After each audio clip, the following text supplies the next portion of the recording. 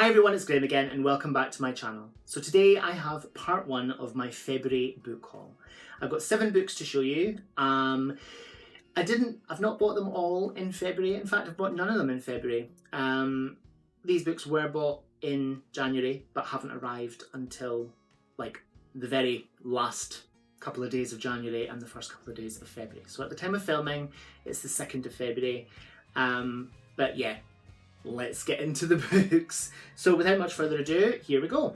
The first one is this amazing 1960s paperback edition that has never been read, is in pretty much mint condition, of Alfred Hitchcock Presents Stories They Wouldn't Let Me Do on TV. 25 macabre tales to chill your blood. Hitchcock, master of suspense, presents this sinister collection of 25 spine-chilling stories which they wouldn't let him do on TV. Here are stories by famous authors so grotesque and terrifying that they would not only send the viewers screaming up the walls, but they would probably qualify the cast for a straitjacket. And that's a quote from the BBC. Cannibalism, black magic and child murder are amongst the many fascinating subjects, some too frightful to mention. And the Evening Standard has reviewed the book. Gruesome bedside book compiled by the Dean of Film Macabre.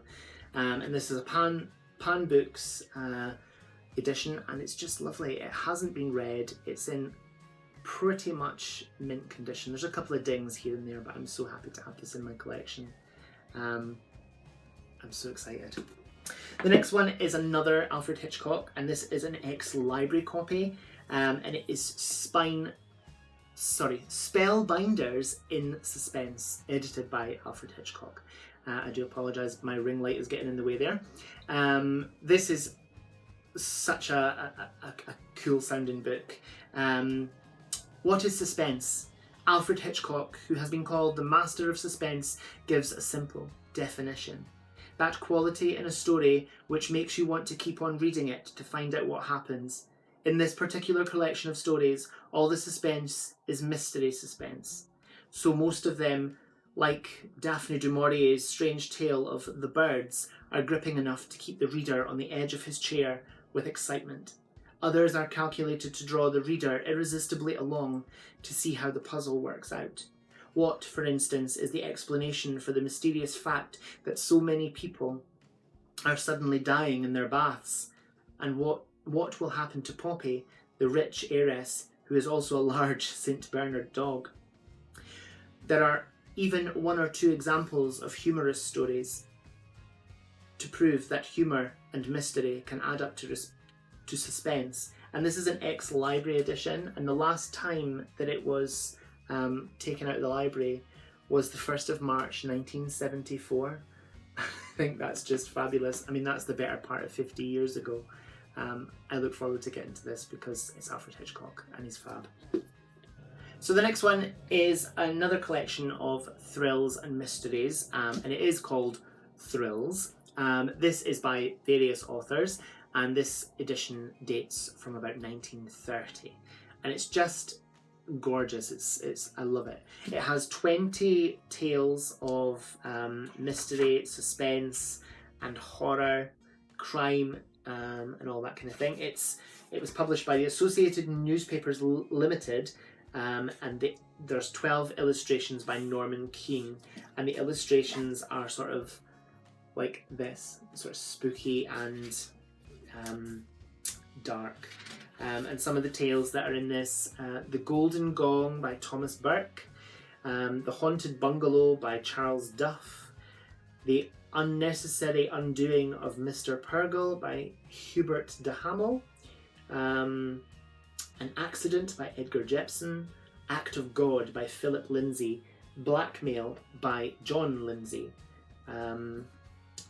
Mandraline by Francis Marsden, and one more, let's see, £50,000 by R. Edison Page, and some more of the illustrations. Let's have a look. Yes, very 1930s. Brilliant. And that's She Did Not Often Smile. No, clearly not, because she's got a really dour face. But yeah, we'll let that go. So the next book that I got is a quite a new release, I believe, and I've seen a few people talk about this, and I just had to have it because it sounds absolutely up my street. It is Luckenbooth by Jenni Fagan. A deeply powerful, compellingly vivid novel, and that's by someone called Alan Warner. And this is the author of the Panopticon. I haven't read that. This does sound absolutely incredible. Stories tucked away on every floor. Number 10 Luckenbooth Close is an archetypal Edinburgh tenement. The Devil's Daughter rose to the shores of Leith in a coffin. The year is 1910, and she has been sent to a tenement building in Edinburgh by her recently deceased father to bear a child for a wealthy man and his fiancée. The harrowing events that follow lead to a curse on the building and its residents, a curse that will last for the rest of the century. Over 9 decades, 10 Luckenbooth Close bears witness to emblems of a changing world outside its walls: an infamous madam, a spy, a famous beat poet, a coal miner who fears daylight, a psychic. These are some of the residents whose lives are plagued by the building's troubled history in disparate, sometimes chilling ways. The curse creeps up the 9 floors, and an enraged spirit world swells to the surface.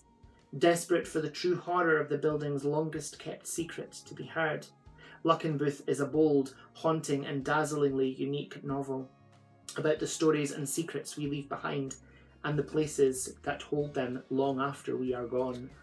That just sounds fabulous, and the front cover is a thing of just pure creepiness, and I can't wait to get to this. I've asked if hubby would like to buddy read this with me, and he says we've got lots to buddy read, but yeah, we will. We'll buddy read this soon. The next one is another book that I've heard loads about and I've seen everywhere. It is Mexican Gothic by Sylvia Moreno Garcia. This just sounds so up my street. And I hope that I'm going to pronounce the name of the main character properly. When glamorous socialite Noemi Taboada receives a frantic letter from her newly wed cousin begging to be rescued from a mysterious doom, it's clear something is desperately amiss. Catalina has always had a flair for the dramatic, but her claims that her husband is poisoning her and her visions of restless ghosts sound remarkable, even for her. Noemi's chic gowns and perfect lipstick are more suited to cocktail parties than amateur sleuthing, but she immediately heads to High Place, a remote mansion in the Mexican countryside, determined to discover what is so affecting her cousin. Tough and smart, she possesses an indomitable will, and she is not afraid, not of her cousin's new husband, who is both menacing and alluring, not of his father, the ancient patriarch who seems to be fascinated by Noemi, and not of the house itself, which begins to invade Noemi's dreams with visions of blood and doom. Her only ally in this inhospitable abode is the family's youngest son. Shy and gentle, he wants to help, but he might also be hiding dark knowledge of his family's past, for there are many secrets behind the walls of High Place. The family's once colossal wealth and fading mining empire keeps them from prying eyes, but as Noemi digs deeper, she unearths stories of violence and madness, and Noemi, mesmerised by the terrifying yet seductive world of High Place, may soon find it impossible to leave this enigmatic house behind. I have to read this so soon because it just sounds amazing, and I've heard, like I say, I've heard so many great things about it, and it sounds so up my street. Dark, gothic, spooky, ghosts, and I love it. So yeah, soon. So we're down to the last 2 books, and they are Little People Big Dreams books. I just love them. This one is Frida Kahlo, and it's by Maria Isabel Sánchez Vegara, and it's illustrated by Guy Fan Eng. I hope I'm pronouncing that properly. And it's just gorgeous. When Frida Kahlo was a teenager, a terrible road accident changed her life forever. Unable to walk, she began painting from her bed. Her self-portraits, which show her pain and grief, but also her passion for life and instinct for survival, have made her one of the most famous artists of the 20th century.